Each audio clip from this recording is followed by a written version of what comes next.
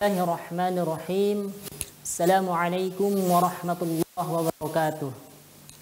Innal hamdalillah nahmaduhu wa nasta'inuhu wa nastaghfiruh wa na'udzu billahi min shururi anfusina wa min sayyiati a'malina. May yahdihillahu fala mudilla lahu wa may yudlil fala hadiya lahu.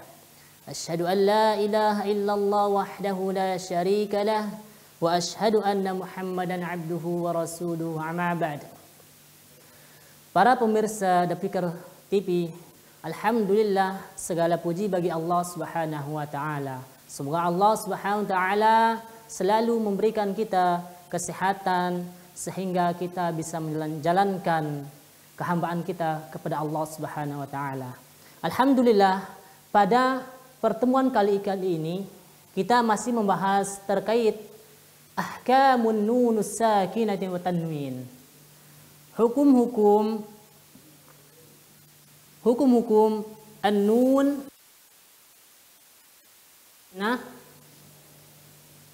wa tanwin.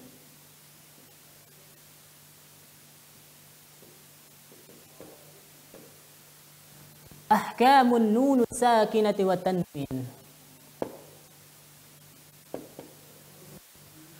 Setelah kita mempelajari kemarin hukum-hukum nun sukun dan tanwin, yang pertama kemarin kita telah pelajari.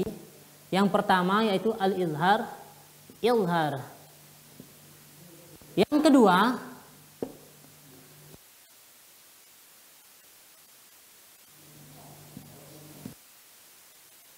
kita mempelajari yang izhar, idgham. Maka sekarang kita akan mempelajari hukum nunun sakinah dan tanwin yang ketiga, yakni al-iqlab. Kita akan mempelajari hukum nun sukun dan tanwin yang ketiga, yakni al-iqlab. Iqlab. Iqlab artinya membalikkan. Iqlab ini dari kata aqlaba yuqlibu iqlaban. Artinya membalikkan nun sukun atau tanwin menjadi mim, atau merubah nun sukun atau tanwin menjadi mim. Kaidah ilmu tajwidnya, apabila nun sukun atau tanwin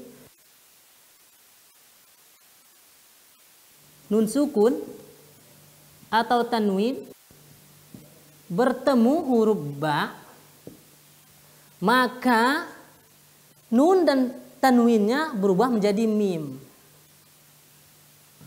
Tentunya disertai dengan gunnah. Contohnya, kita berikan contoh.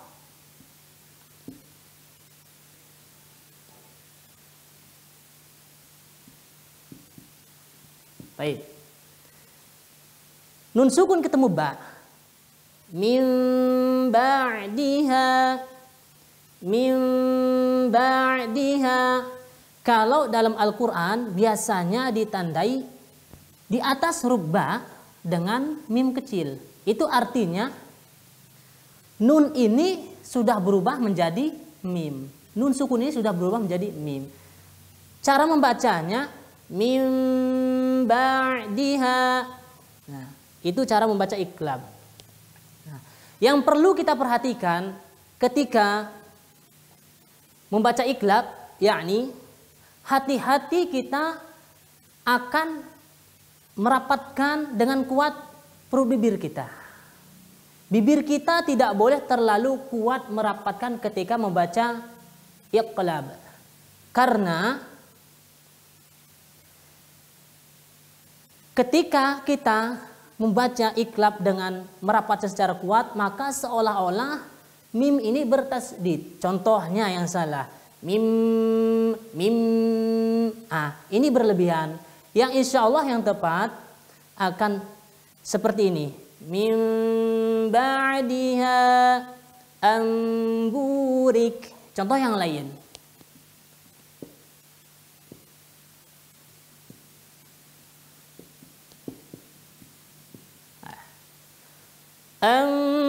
Amburik. Nah, cara membaca iklab ada dua pendapat kata para ulama tajwid. Yang pertama dengan cara merenggangkan bibir, disisakan bisa kertas masuk di dalam bibir. Contohnya begini, min ba'diha. Adapun dengan tarkul purjah yang kedua, yaitu dengan cara merapatkan bibir akan tetapi tidak menekannya. Ini seperti gini, min ba'diha. Akan tetapi yang perlu kita perhatikan ketika membaca al-iqlab, yakni kita perhatikan ketika kita membaca terlalu merapatkan kedua bibir. Maka ini bacaan yang kurang tepat, karena seolah-olah kita mendatangkan huruf mim yang bertasydid. Padahal di situ hanya iklab itu hanya merubah nun sukun atau tanwin menjadi mim saja. Hanya merubah nun sukun atau tanwin menjadi mim. Jadi apabila nun sukun bertemu dengan ba, maka suara huruf nun sukun dan tanwin ini berubah menjadi mim. Jadi apabila nun sukun atau tanwin bertemu selain huruf ba, maka itu tidak dibaca dengan iklab. Mungkin ntar akan dibaca dengan ikhfa, atau dibaca dengan izhar, atau dibaca dengan idgham. Maka huruf ba itu hanya satu huruf iklab, ada satu saja. Hurufnya hanya ba saja. Jadi apabila nun sukun atau tanwin bertemu dengan ba, maka nun sukunnya dan tanwinnya diubah menjadi mim. Biasanya di dalam Al-Quran, di mushaf Timur Tengah, mim di atas huruf ba biasa ditaruh huruf mim kecil. Itu bacaan al-iqlab. Kita contohkan lagi. Contoh.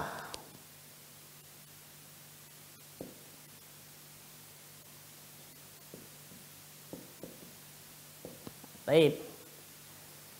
Min ba'liha, min ba'liha, min ba'liha.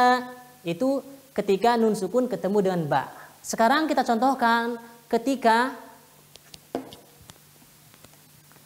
tanwin ketemu dengan ba.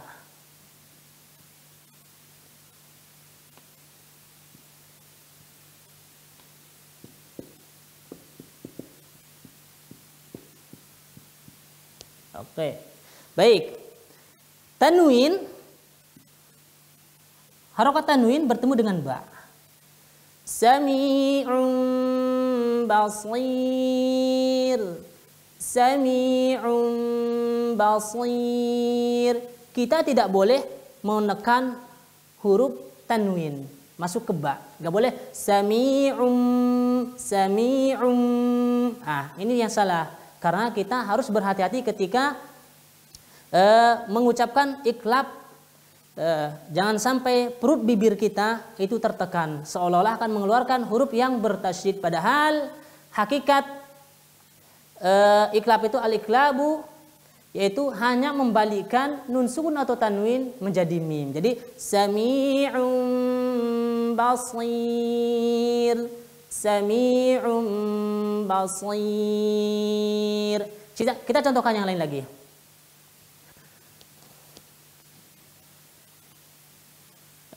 Ketika mim sukun ketemu, nun sukun ketemu,